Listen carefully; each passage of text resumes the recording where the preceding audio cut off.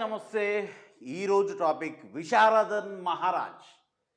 ఈ విశారదన్ మహారాజ్ చాలా సబ్జెక్ట్ ఉన్న వ్యక్తి. వెల్ ఎడ్యుకేటెడ్, వెల్ సబ్జెక్ట్ పరంగా దళితుల్లో పుట్టిన ఒక ఆణిముత్యం.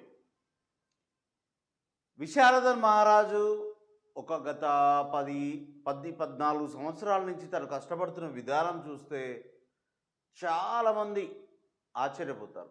తను కష్టపడ్డ విధానం కాలినడకనే కానీ, 10,000 కిలోమీటర్ల పాదయాత్రే కానీ, ప్రతిదీ తను చేసినది ఒకటి. చేసిన ప్రతి పాదయాత్రే కానీ, ఏదైనా కానీ తను చేసిన విధానం దళితుల్లో ఒక అపారమైన శక్తిని నింపింది. ఒక ఎనర్జీ, ఒక బూస్ట్, ఒక మోటివేషన్ స్పీచ్ ఇస్తే అందరి రోమాలు నిక్కబొడిచేటట్టుగా ఇస్తాడు. అలాంటి విశారదన్ మహారాజు దళితుల యొక్క రాజ్యాధికారమే లక్ష్యంగా తను తీసుకున్న నిర్ణయాన్ని ముందడుగు వేస్తూ వెళ్తున్నాడు. కానీ తను అనుకున్నది సాధిస్తాడా లేదా అనేది మనం ఒక్కసారి చర్చించుకుందాం. విశారదన్ మహారాజు గత 14 సంవత్సరాల నుంచి తాను కష్టపడ్డ విధానంలో అలుపెరుగని పోరాటం చేస్తూ ముందుకెళ్తున్న ఈ విధానం చూస్తే చాలా ఆశ్చర్యం వేస్తుంది. ఎందుకంటే దళిత శక్తి ప్రోగ్రామ్ అనే ఓ ప్రోగ్రామ్ని ఏర్పరచుకొని, ఓ సంఘం ఏర్పరచుకొని, ఆ సంఘం ద్వారా ప్రతి ఊరు, ప్రతి విలేజ్, ప్రతి గ్రామంలోని ప్రతి వాడ తిరుగుతూ అక్కడ ఉన్న దళితుల యొక్క సమస్యలను తెలుసుకోవడం కోసం దళిత విద్యార్థుల్ని అందరినీ మోటివేట్ చేస్తూ వాళ్ళని ఒక సంఘంలో సభ్యుల్లాగా చేరుస్తూ తను వాళ్ళందరినీ తన వెనకాల నడిపించుకుంటూ ఒక శక్తిగా ఎదిగాడు.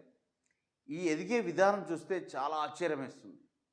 తను ఎదిగిన విధానం చూస్తే గొప్ప గొప్ప నాయకులే, కేసీఆరే కానీ, మిగతా రాజకీయ నాయకులు ఎవరైనా కానీ తన సబ్జెక్టు వింటే గ్యారంటీగా గుండెల్లో చిన్నపాటి గుబులు రేగుతుంది.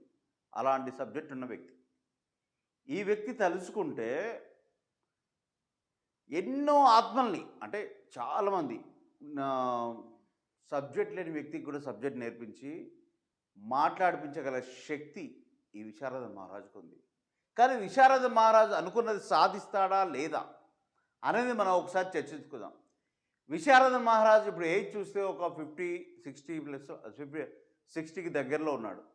50+ ఉండొచ్చు మేబీ. తను అనుకున్నది ఆ ఏజ్లో సాధిస్తాడా లేదా అనేది చూస్తే మాత్రం చాలా వరకు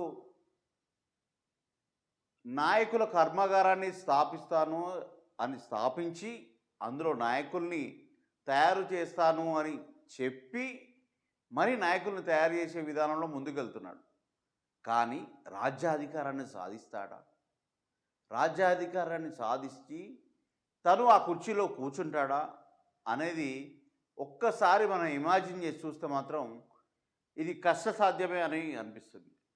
చాలా కష్టంగా అనిపిస్తుంది. ఎందుకంటే